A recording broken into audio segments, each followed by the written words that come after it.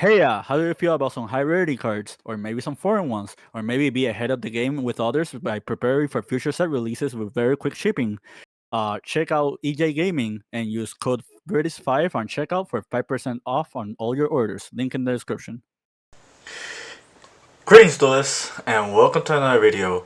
So today I'm going to do a little different of a style when it comes to DB adventures. Usually I showcase like one duel against like just one specific deck, and I just talk about the matchup and like interactions with the deck left and right.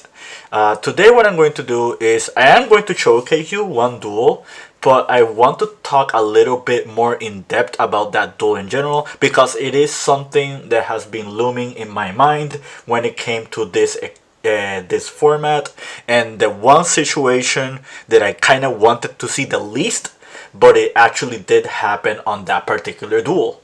But yeah, basically what you're seeing here on the screen is me play testing with the Tistina deck. I went second against Vanadium, and like I pretty much won this duel because I baited all his interruptions with like most of my cards, and I got to a point where I can swing directly over the right card with the Tistina, and the Tistina have 4k attack. He's at 2100 life points, so the difference between 4k and 15 is 25. So that is the end of that duel. Over here you see a duel that I have against Purely. Essentially I win the game because I have a lot of interruptions on the board, and despite him having talents and thrust, he pretty much felt like the rest of his hand was not really good enough to handle all these interruptions. So that was the end of that duel. This is a duel against Floanderies. I essentially like went second, and I pretty much OTK'd him on the spot. He pretty much bricked, like his opening hands was these 5 that you see right before the book. So he essentially had no interruptions and just skipped his turn. He didn't even attempted to bluff. So before I show you like the replay that I had, this I want to do against Rescue Ace. Essentially, I was comboing off. This is like the 3rd duel of the match, and he already knows what my full combo does. This was back when I was playing the Therion cards still. So he essentially thought his engine was not good enough to handle the possible end board that I would have made with the deck. If you've seen this channel and you've seen a few of my duels by now, you'll probably already know what happens if I full combo with the Tistina deck, and it's pretty much like something really strong that he just cannot contend with. So why am I showcasing you all these replays? These are all different scenarios that just decides a duel, like, and it mainly comes with like player perspective. Like some people like playing it out, but essentially like sometimes if you try to play out the duel, time is running out, and if you are interacting and thinking about your interactions, you might end up in a situation where time is called in the round and you couldn't like properly even finish the game or outright even finish the match because there was a game that you just couldn't scoop early. So like this is essentially like one example of this. There are games where you just brick with your deck and it doesn't matter how consistent your deck is, and like you just end up on this situation right here. And essentially, well, it is just one of those unfortunate events. This goes back to the same scenario as the rescue player. Pretty much they thought their engine was not good enough for this. So essentially they just didn't even attempt it. And then you have this scenario where your opponent actually builds the board and you actually go through with it and you just try to break the board outright and just like try to contest the game. So I showcased you 3 different scenarios on what can a duel be decided. So I'm going to show you one scenario that I probably did not speak about. It's very similar to like a few one of the scenarios beforehand, but I essentially just wanted to talk about it because it is something that has been fearful for me, like whenever I play like against a specific deck, sort of like Vanadium. So I'm essentially going first. I'm resolving all my punk plays. This is me like showcasing you like the deck in action. My opponent pretty much just says he has no hand traps. So essentially I'm just full comboing. When I mean full comboing, I mean like half comboing. I didn't draw into a way to like tutor the Tistina cards in time, and I did use my normal summon, which was the Xiamen. And there will be duels where I just don't open the combo the most optimal way possible. That is essentially the same as that Flo under East player when he bricked. Like there's no perfect deck in the format. There are decks that you just going to be struggling with if you draw like not the proper starters, or you just draw too many of the engine requirements. Jesse Cotton did make a video on that, and I will probably do a video on that later on. But like, yeah, that's like one thing I kind of wanted to bring up.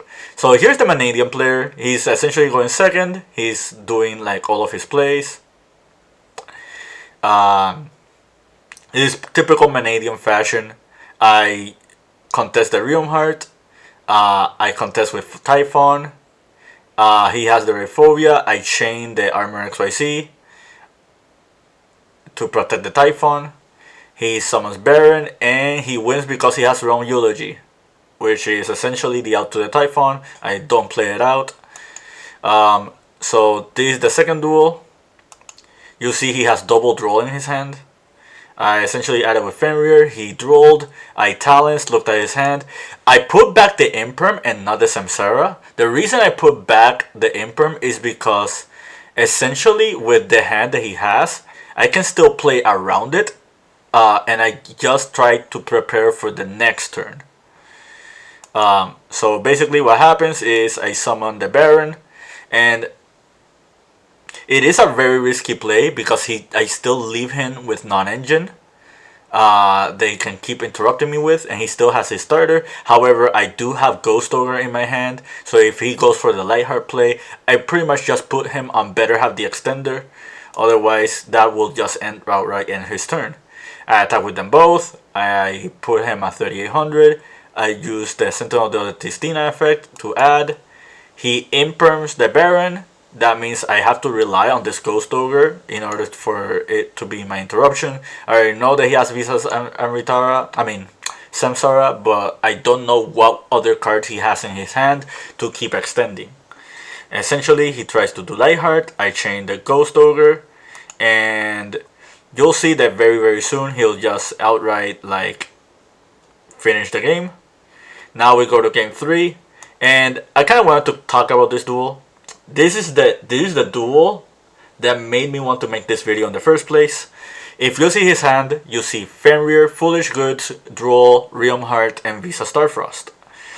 I have Triple Talents, Hound of the Tistina, Tentinel de Tistina, Crystal God, and Ash Blossom. So this hand is almost perfect. Like, he has the Fenrir, so he can extend with the Skirkla Kashtira. He has a plethora of starters with the Realm Heart and the Foolish Goods. He has Visa Starfrost as his possible extender if I try to interrupt any of his choke points with Ash. And to make things worse, he decided to keep Droll going first, essentially as another safety net to his already established combo. That is just going to be another dimension of interruption that I just not going to be prepared for it, because he opened with it, he did not search it at any point of the duel. And yeah, you'll basically see what I mean as this duel goes along. So he goes Realm Heart for Meek, he does Tribute Karma for Obsession. He activates Fenrir. Technically, he should have activated the Obsession first, but I'm not gonna shark him on that. He does Obsession next to pop the Fenrir into Calarium, and then I Ash Blossom here. The reason I Ash Blossom is because even though I know he has the Scareclaw cards, I essentially put him on he has to commit into them if he wants to keep extending even further with his actual Vanadium plays. Sadly, that's not gonna work because he does have Visa Starfrost and he has the obsession that can summon the Visa Starfrost. That being said, he goes into Baron, Baron into Astra, he does the Vanadium combo, he goes into that, he goes into Despater, Dispater summons back, and now he goes to the Scareclaw line. And yeah, this is just one scenario that just could showcase you like what I'm talking about. He drew into like Called by the Grave as well, which just makes it even worse. And like this is my hand. I drew E Teleport for turn. I already showcased you like in the past. This deck is not that horrible at breaking boards. Like I even have live replays that I've done in the past, recorded replays that I've already uploaded. That you will have seen me like actually try to break and contest boards outright. But you know, we see a board like this, and what can we do? Like honestly, like I just try to play out. However, there is no real actual solution with this hand that can break this entire board. And I know that a lot of people don't like deck diversity, and I know that a lot of people have their qualms on like just having to prepare against many different decks. My issue more so is when you see a end game scenario like this one. Like I don't mind it if I lose to like a deck or strategy that I was not prepared for. What I do mind, and the thing that actually just like makes me feel like more uncomfort than usual, is when we see when I end up facing a super heavy combo deck that just draws so optimally that you just cannot break their board no matter what you do. And you know, I'm not going to say Vanadium is the most problematic deck in the format. I feel like there are decks that are going to do as well as Vanadium. However, I feel like if eventually this deck will see a lot more play than what it is right now, and a lot more players are just going to end up on this situation that I am at right now, and that's just a little bit unfortunate. I'm going to give props to Konami because this type of interaction is not something it's not something new. It's something that has happened in past formats. However, like in the past 2 to 3 formats, Konami has done a very good job at addressing these type of decks. That's why you saw the Super Heavy Samurai Scarecrow getting forbidden in the June 7th Forbidden Limited list. That's why you saw like a bunch of other oppressive cards getting hit in the past, like Thunder Dragon Colossus, for example. Like stuff like the Pendulum monster, the Link monster, the Electromite, the Heavy Metal foes. That's why you see like all those really powerful cards that just support some archetypes and themes, like just be on the Forbidden Limited list, because this is essentially the scenario that Konami does not want to see like in every single duel. They want to see more interactive duels and back and forths like between players. Like you can see this combo right here. This combo like has a lot of interruptions, but by no means this deck is perfect. Like essentially board breakers are really strong against this deck. Like Evenly Matched, Dark Ruler No More, like stuff like that can actually break this board. How do you break this board? Like the only thing I can think of is like raw sphere mode, like taking these 3 out and just have to deal with Appaloosa and essentially the draw.